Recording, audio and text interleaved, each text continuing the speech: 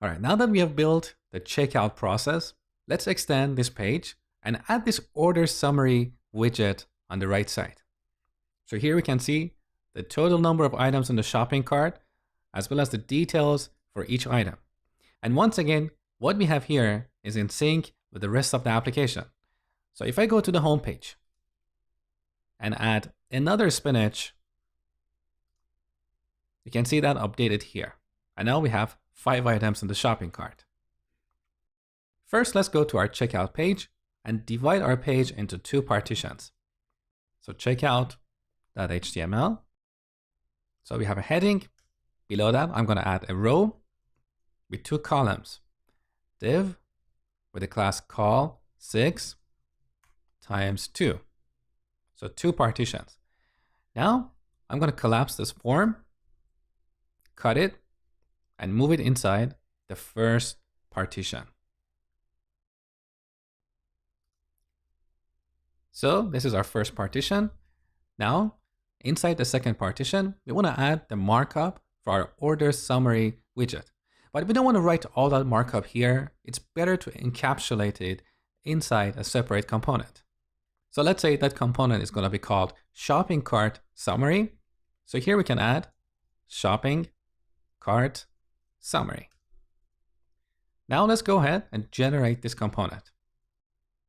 So in the terminal, ng-gc shopping cart summary.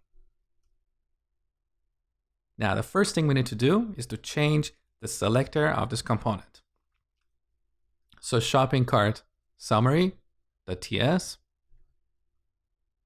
Here we change the selector and remove the app prefix. Also, we don't need to implement the onInit interface. Let's clean up this code.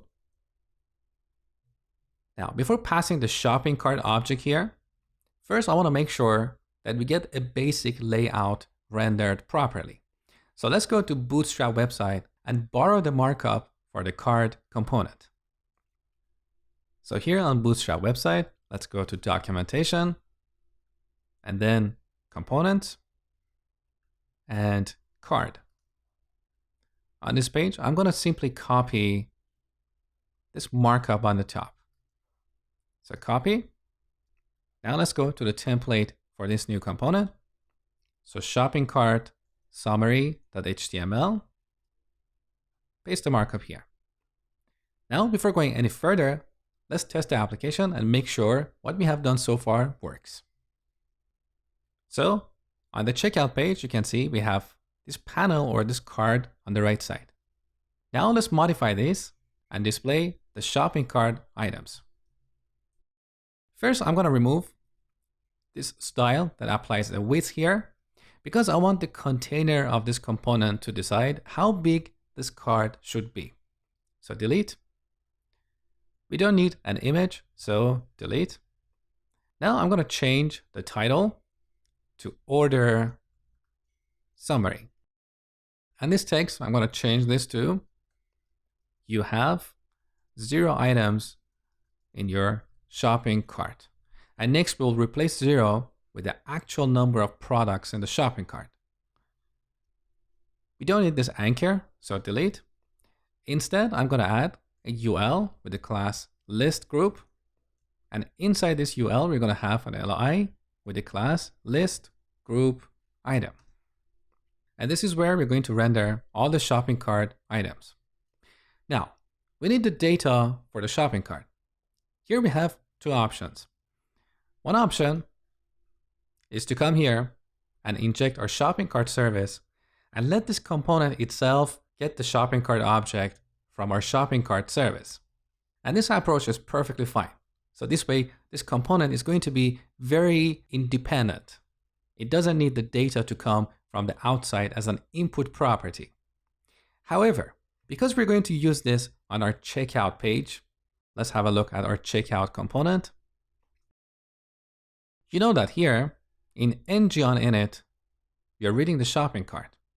So in this implementation, it's more efficient to pass this shopping cart object as an input property to our new component. This way, we're not going to have 2 separate calls to Firebase to get the shopping cart.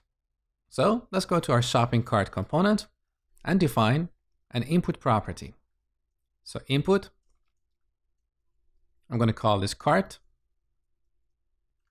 like this. Shopping cart. Beautiful. Now let's go to checkout.component.html, where we're using the shopping cart summary component. We need to set the cart input property. And we set this to the cart field that we have in the checkout component. Now we have all the data we need. So let's go ahead and render the items in the shopping cart. First, I'm going to replace 0 with an interpolation. And here reference cart dot total items count. Then I'm going to apply the ng4 directive and iterate over cart dot items. Now in this list item, first I'm going to render the quantity of each item. So item.quantity times, and then I'm going to render the title. So item.title.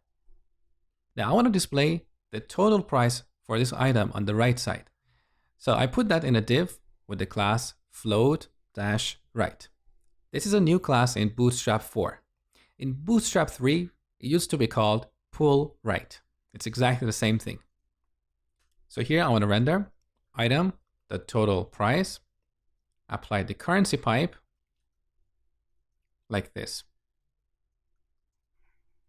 And finally, I want to add another list item that shows the total price of all products in the shopping cart. So another li with the class list group item. Here we have a label total, and once again we have a div with the class float right, where we display the total. So here I'm going to render cart dot total price, and again apply the currency pipe. Now back in the browser. So we have 5 items, we have 3 spinach and 2 bread. The total price for each item as well as for the cart are rendered properly, beautiful. But I don't like these vertical borders because they kind of look ugly. So let me show you how to fix this. Back in the template, here's our unordered list. I'm going to apply another class, list group flush. Now back in the browser, that looks better. Also, I want to make this total appear bold. So back in the template, here's the list item where we display the total. I'm going to apply another class, font, weight, bold. Again, a new Bootstrap 4 class, very useful. And this is what we get. So as I told you before, what we have here is in sync with the rest of the application. So if I go to another tab and remove 1 spinach, now I have 2 spinach in my cart.